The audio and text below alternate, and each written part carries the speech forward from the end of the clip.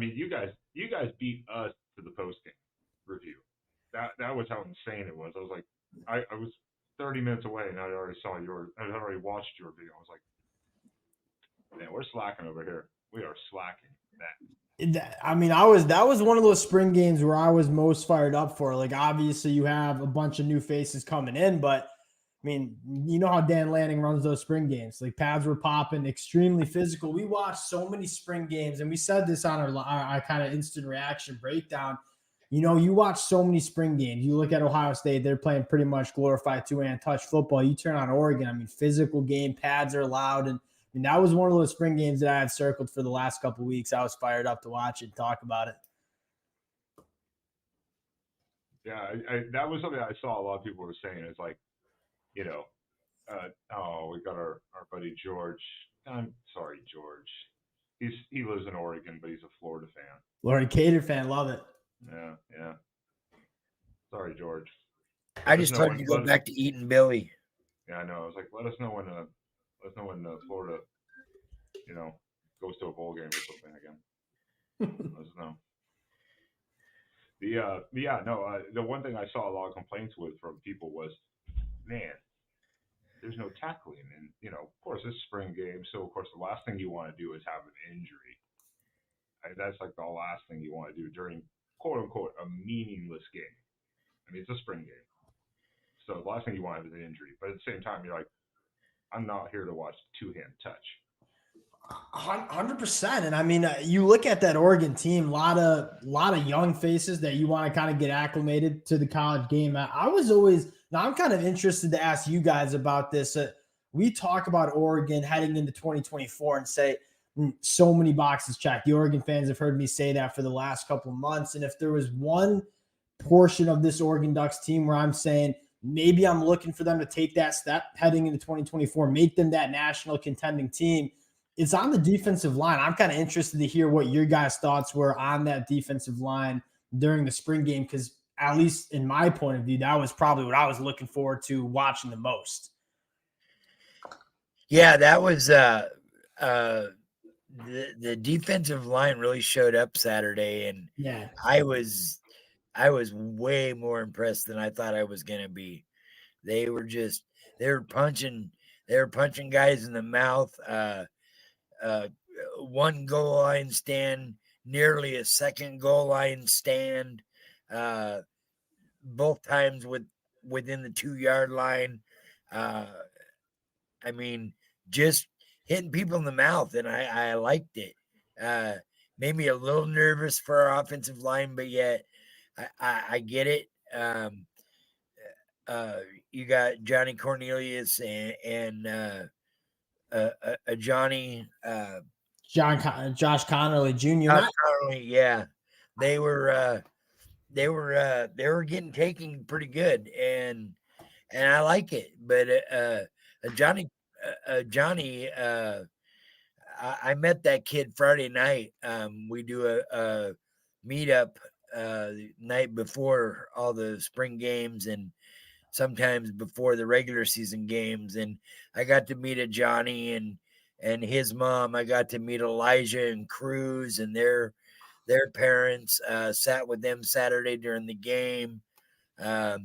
There's another Russian kid that's probably going to be at Oregon in a couple of years. He's a little speedster. They call him Zero. Here's a kid from Arizona.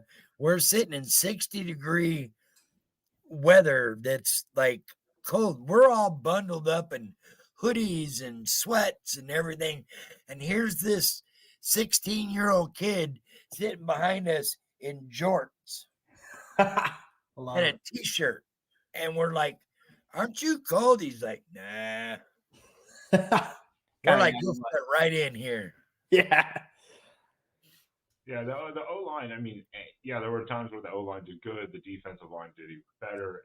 It was hard to take away because the way Oregon does their spring game where they mix different positions and stuff. So sometimes it's a little harder to gauge exactly, because that's not going to be your starting five necessarily on the line right there. And, they're just trying to test and see what happens, who gets beat, where can they teach and coach at. And So there were very good things on both sides because I will say like the O line did great for the running backs for the most part, especially and as I said it multiple times, I maybe am gushing a little bit. Jay Harris is a monster beyond belief. That more than I thought he would be even. And I knew he was a big guy, but that dude, I was like, oh, that's a monster. And that's one of the things that I was thinking about is like you look at last year. Now we said this like not a shot at Bucky Irving, like phenomenal running back for Oregon last year, but like you look at this running back room for Oregon in 2024, physical guys, thick lower halves, like it's going to be a little bit of a different brand. And you look at some of these teams having to tackle guys like Jay Harris, Jordan James, 40 plus times a game. I am excited to see what that kind of that physical element of that Oregon running game is going to be in 2024. And again, not that Bucky Irving wasn't a physical running back, but I mean, he was a smaller running back. He ran hard for his size, but you look at Jay Harris, I mean, that dude is a monster. And I think he's going to be downhill. I think you're going to see a real physical rushing attack for this Ducks team in 2024. Yeah, because we didn't even see, Noah Whittington is still getting over like an injury. Yeah. So I mean, you've got 1, 2, and 3 running back right there, and then even Lamar did really good, and then they put Sadiq was most effective on just like in the bowl game against Liberty, on like a jet sweep basically. Yeah. I mean, or fly sweep, whatever people want to call it. I mean, if Sadiq doesn't get 3 or 4 snaps a game in the backfield, there's something wrong. After what I seen Saturday, he could definitely be that extra weapon that people are not expected to have to deal with. Yeah, he's one of those guys in Kenny Sadiq where just like get him a few touches a game. Like he's going to do something special. He's one of those guys that you figure out how to get him involved. And again, you have your tight end 1 in Terrence Ferguson, although Oregon likes to play a little 12 personnel, 2 tight ends on the field. That's an opportunity to get Kenny Sadiq involved. But I am totally with you. Like you have a guy in Kenny Sadiq, I think from South Dakota or something like that. I mean, get him involved in the game. And you guys can fact check, but I'm pretty sure he's a top 100 recruit coming from one of the Dakotas or maybe Idaho. But that's a guy that you got to figure out a way to get involved in. To Will Stein's credit, I mean, not many better OCs in the country at getting his guys involved in a game plan than Will Stein. Kenny Sadiq's been a guy that my brother and I have talked about for weeks at this point, fired up for him in 2024. Yeah, because we didn't see Herbert on the field either. He's I don't know if he's dinged up or whatever. He really wasn't on the field at all. Yeah. I mean, and obviously that's the number 2 tight end behind Ferguson. And Ferguson had some unexpected random drops. That was kind of a little. I think it's some rust, maybe. I don't know what it was, nerves and rust. I don't know, because that's not normal for him. Yeah, I ain't worried about Terrence Ferguson. I don't think we're going to fall. Not at all. Evan Stewart had a couple good grabs. I would say Tez Johnson had some, but that's to be expected. He took some of those right out of the air because Dylan Gabriel was a little off on his throws. I think it was the pressure, and he was a little high. But what do you expect after 14 practices? Yeah. And then put in a game situation? That's not a lot of time. Yeah, I thought you saw him settle in a little bit towards the second half, but I'm with you. A little rocky early. I'm interested to hear your guys' takes. And my brother and I have been kicking this around. Like, how does this wide receiver room shake out where you have, so many different guys that do so many different things? I maybe put you on the spot here. Come on to your guys' show, put you guys on the spot. I'll say, who do you think is the leading receiver for this Oregon Ducks team in 2024? I think we got 3 or 4 guys. Yeah. I tell you, the one that came out and shocked me was Kyler Casper. He had a phenomenal spring game. Yeah. That touch in the corner there in the end zone that was called no good was he clearly drug that toe in. Yeah, they were like, are we going to nope, we don't have replay. Okay. No replay for the spring game. But he clearly got his foot in. That was clearly 6 in any other game. He had some nice blocks on the edge. Played some caught some phenomenal passes. The catch he had inside the 5 was just right on the sideline there was phenomenal as well. And and Jurion Dickey again, he had some catches, got to get some reps. I think Dickey will get some reps, but I don't think it'll be as many this year. But who knows? He could get more reps. The spring game might have just been, him finally getting his feet in the ground and getting going. You got to start with Tez and probably Gary Bryant and Jurion and Casper. I mean, Casper probably landed himself some good reps going into the fall. He's going to be a hard guy to keep off the field, like from what you saw on Saturday. And it's a good problem for Will Stein to have, but you got, 5, 6, 7 guys that you want to get opportunities. I think it's Tez Johnson. Like, you look back at Dylan Gabriel at Oklahoma, he loved the slot wide receivers. Like, Drake Stoops and him were best friends all year at Oklahoma. And I look at Tez Johnson as, no disrespect to Drake Stoops, just the souped up Drake Stoops. He's just a better player, does a very similar game. Dylan Gabriel likes to get the ball out quick, on time, accurately, get his wide receivers opportunities to operate after the catch. And I don't know if there's a better wide receiver for Dylan Gabriel to work with than Tez Johnson in terms of what he can do after the catch. You didn't, and no one even said anything about Trayshawn Holden still.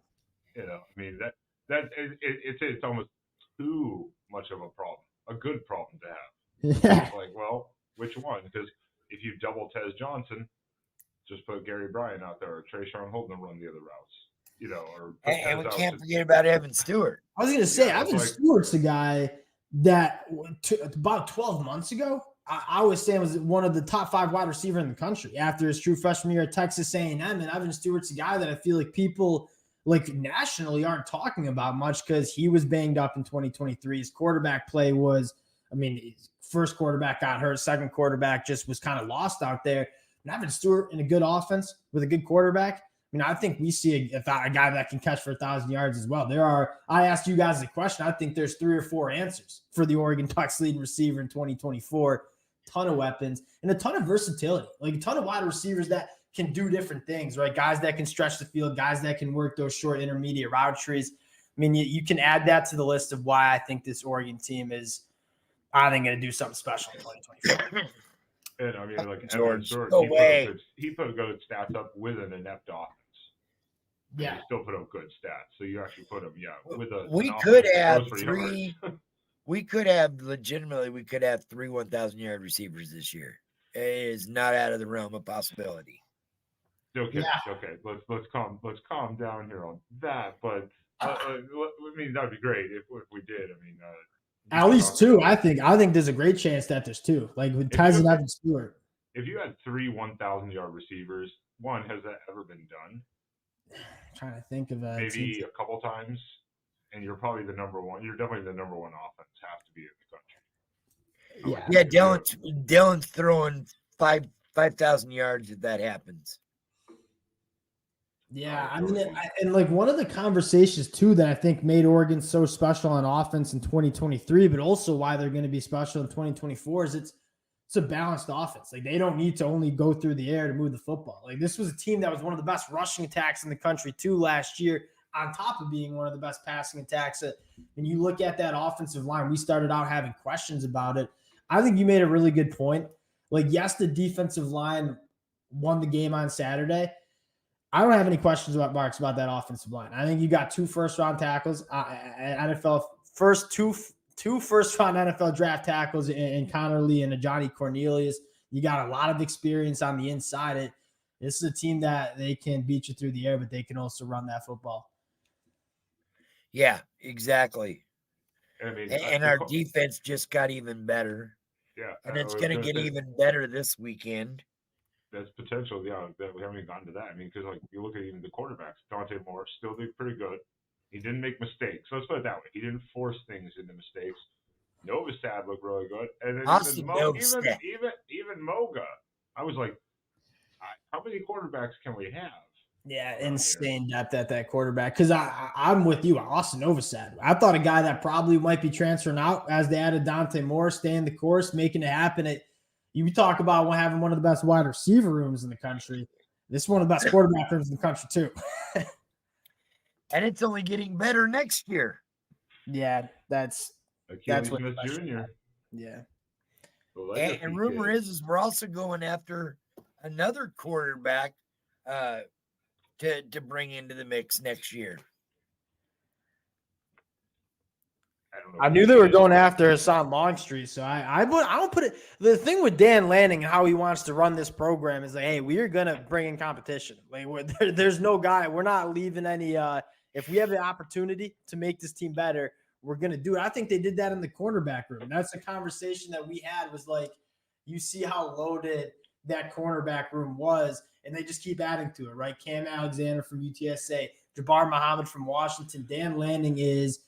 He is going to continue to look to make this team better. You'll see it in the quarterback room. You'll see it in the cornerback room. Something I wasn't sure if and now we're going to Alabama. Yeah, with our other guy.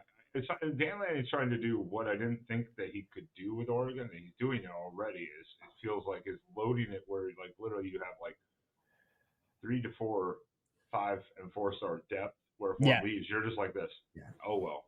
Yeah. Like, sorry, you couldn't even crack the depth chart. Kind of like a Georgia roster. Yeah, I was gonna say, you know where he got that from? He got that from Kirby Smart down in Athens, Georgia. Yeah, I didn't know if he could do it in Oregon, but he's already starting to do it. It's just year 3. Yeah. Going into year 3. You're starting to get the vibe that this is like Dan Lanning's team, right? The first 2 years, like from a personnel standpoint, like he's building this thing through the trenches. You can tell there's an emphasis on bringing dogs on the defensive line, right? Aiden Breland, Elijah Rushing. I thought Tyon Gray, true freshman early enrollee, big number 50, I believe. I thought he was pretty solid. I mean, you're looking at this and saying Dan Lanning is essentially taking the Kirby Smart blueprint, what's worked in Athens, Georgia, and bringing it to Eugene, Oregon. I think through the trenches. Yeah, that's a good recipe. And who'd they learn that through? Nick Saban. Yeah, that's right. Kirby Smart learned. That's right. Nick Saban to Kirby Smart to Dan Lanning. That's a good track record there for Dan Lanning. Yeah, and Dan worked directly for Nick Saban also technically too. True. So I mean, he's definitely learned from one of the. At this point, you can't argue. I think the best coaching trees right now. I mean, in the sense of success.